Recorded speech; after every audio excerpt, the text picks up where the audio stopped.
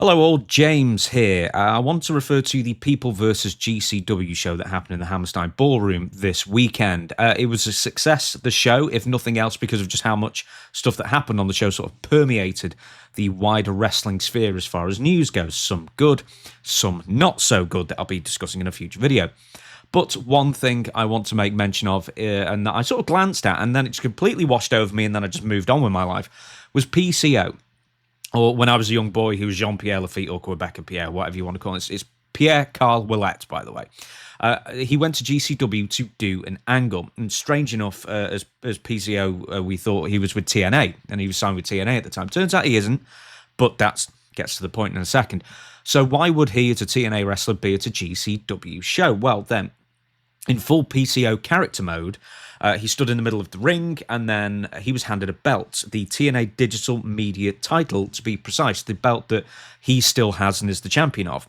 A prestigious belt as well, if I ever heard of one. It's sort of like when Shawn Michaels had the European title, I guess. Then he spat on the belt, and then he shined it up real nice, and then he turned it sideways, and then he placed it on a steel folding chair. And then he proceeded to grab a sledgehammer, and he did the following. Turn it off. Yes, he smashed the TNA Digital Media Title repeatedly with a hammer, or at least that he sort of tried to. I guess in TNA they really make those belts to last. Then, as a man in an orange shirt, and then a referee as well, tried to grab the microphone away from PCO, he cut the following promo. I've sold out the biggest house in TNA history.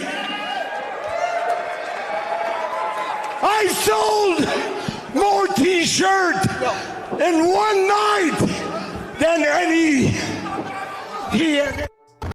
Hey, I never said it was a good promo. I mean, I suppose it's hard to do a promo while two people are trying to genuinely wrestle the microphone away from you. Who knows? You might have found a microwave as well. And I hadn't realised also that PCO was an enormous t-shirt seller for TNA, but I'm glad for him if he was.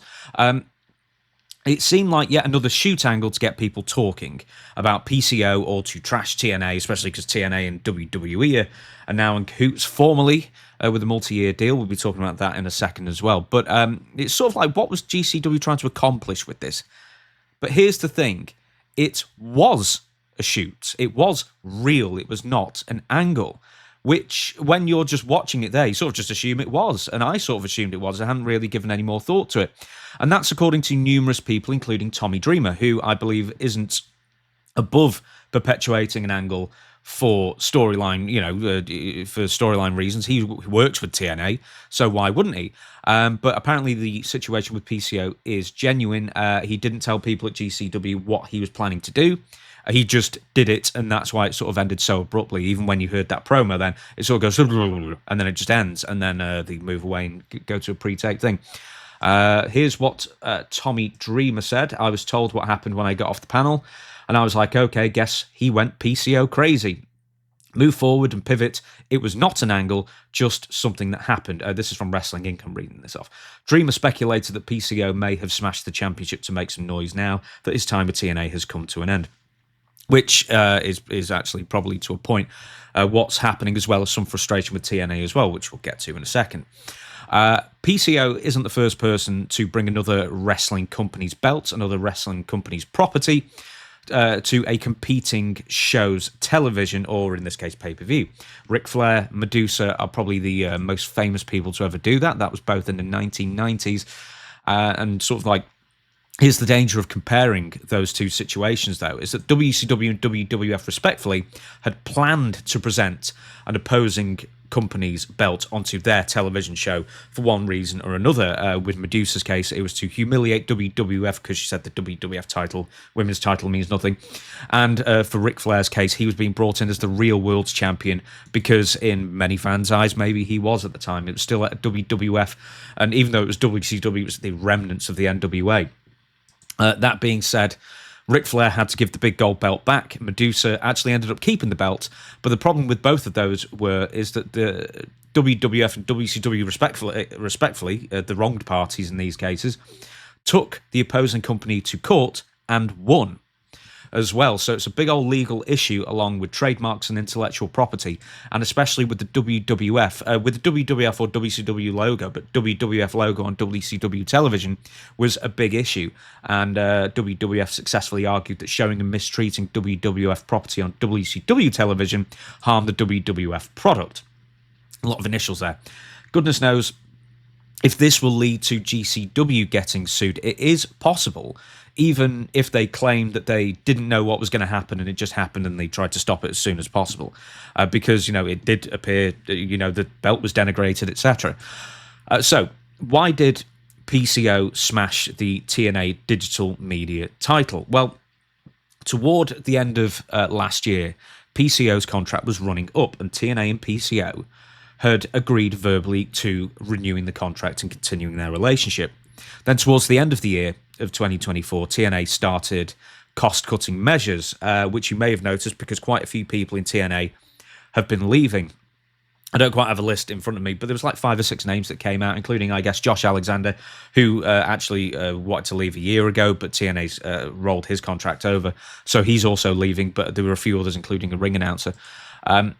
PCO actually agreed to take a lower offer because TNA's in cost-cutting, he wanted to stay there. And then he verbally agreed with TNA to stay for a lower price. And then he was informed from TNA that actually they weren't going to renew him whatsoever, and they were just pulling the contract. So what they did ask PCO to do was drop the TNA Digital Media title to somebody unknown at the San Antonio tapings that had just happened. But then, according to PCO, TNA never got in touch to actually book him on those shows to book that match. So at that point, I believe PCO was probably feeling rather disrespected. He has been ghosted by the company. He's already had 2 verbal contracts pulled off the table, and now he's sort of in the wilderness, but he still had the belt. So I suppose, as maybe the supposition Dreamer, Tommy Dreamer, came out with, was that it's just, well, might as well make some noise. The TNA belt means nothing to me anymore, and I need to sort of get myself over. It's not a bad idea in theory. PCO, I've got a tweet for you here. Here we go. He posted this like yesterday. Eventually you will understand I am a fan of the Hardys and the roster was so awesome. The production team and creative team in TNA is just so good. The new management, and with 2 N's at the end. Scott D'Amore was the architect. You need to get your evidence before judging. So, that being said, I spoke to PCO a while ago, and it was always been his dream to wrestle for the WWE one more time, even at his relatively advanced age. I think he's in his mid-50s now. And he came back to wrestling in 2016 after like a 5-year layoff. I think he'd just given up on the dream, and then, he was still in shape, and then he came up with this character after a short time being on the indies, sort of finding his feet, and then he came up with, the PCO is not human thing and the Frankenstein situation. And one other thing, even though he was quite old for, a return and a return to the big leagues, he ended up signing with Ring of Honor and then TNA, is that his body was feeling really, really good. And that's especially surprising with the amount of things he put his body through, including doing that cannonball flip kind of thing that you would do over the ropes or from the top turnbuckle onto the mats below. So it's surprising how well his body had held up over the years. The PCO tweet one more time I want to just say is that apparently one of his dreams is definitely not going to AEW, because he, as a reply yesterday, wrote to a fan, said, pretty sure that PCO is more over than TNA all round. If it wasn't for TNA's platform, how many people would know PCO? PCO responded with, I turned down AEW 3 times since 2018. I was scheduled to face Kenny Omega on the first ever Double or Nothing in Vegas as the main event. I signed a 3-year deal with Ring of Honor friend. 2018, he means 2019, because that was when the first Double or Nothing happened.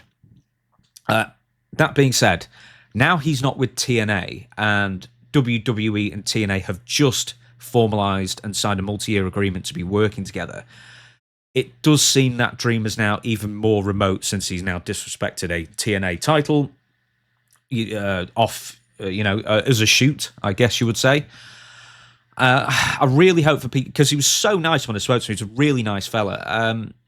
I hope for PCO's sake that his off-script performance gets him noticed by the right people for the right reasons, rather than getting noticed by the right people for the wrong reasons, or the wrong people for the wrong reasons. and he does still get to live out his dream he's been striving for since he returned to wrestling back in 2016. I hope it for him. With him now being on the outs with TNA, how likely that is, I don't know.